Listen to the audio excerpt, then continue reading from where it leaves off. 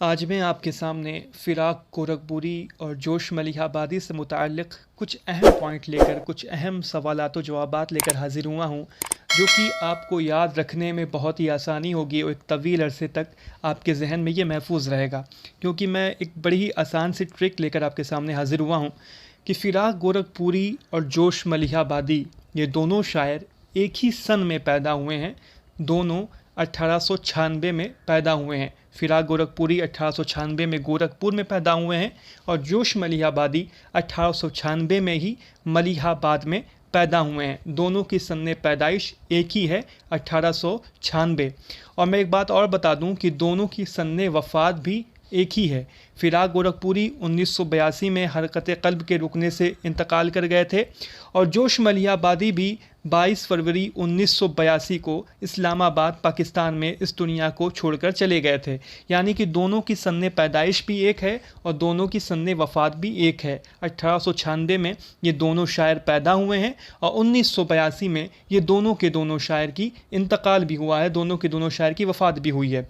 और मैं बता दूं कि जब जोश का इंतकाल हुआ तो फ़िराक ने कहा था कि जोश की मौत उर्दू नज़्म के इनकलाबी दौर का ख़ात्मा है।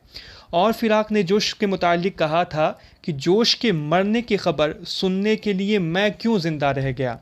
क्या कहा था कि जोश के मरने की ख़बर सुनने के लिए मैं क्यों ज़िंदा रह गया, जोश के बाद मैं ज़िंदा रहकर क्या करूँगा, ये फ़िराक गोरखपुरी ने कहा था। और 10-12 दिन के बाद जोश के इंतकाल के फ़िराक गोरखपुरी भी इस दुनिया फ़ानी को अलविदा कह गए। तो ये दोनों लोग एक साथ पैदा हुए एक ही सन में और एक ही सन में, यानी एक ही 1982 में इन लोगों का इंतकाल भी हुआ। और मरने से जब जोश का इंतकाल जब हुआ है तो कुछ दिन के बाद फ़िराक का भी इंतकाल हुआ था। और फ़िराक ने जोश की मौत पर क्या कहा था कि जोश के मरने की खबर सुनने के लिए मैं क्यों ज़िंदा रह गया, जोश के बाद मैं ज़िंदा रहकर क्या करूँगा। और जोश मलिहाबादी जब ज़िंदा थे तो उन्होंने फ़िराक गोरखपुरी की तारीफ़ में क्या कहा था कि जो शख्स ये तस्लीम नहीं करता कि फ़िराक की अजीम शख्सियत हिंदू सामंत के माथे का टीका, उर्दू ज़बान की आबरू, शायरी के मांग का सिंदूर है, वो खुदा की कसम मादरजाद है। ये जोश मलिहाबादी ने फ़िराक गोरखपुरी से मुताल्लिक़ कहा था कि जो शख्स ये तस्लीम नहीं करता कि फ़िराक की अजीम शख्सियत हिंदू सामंत के माथे का टीका, उर्दू ज़बान की आबरू शायरी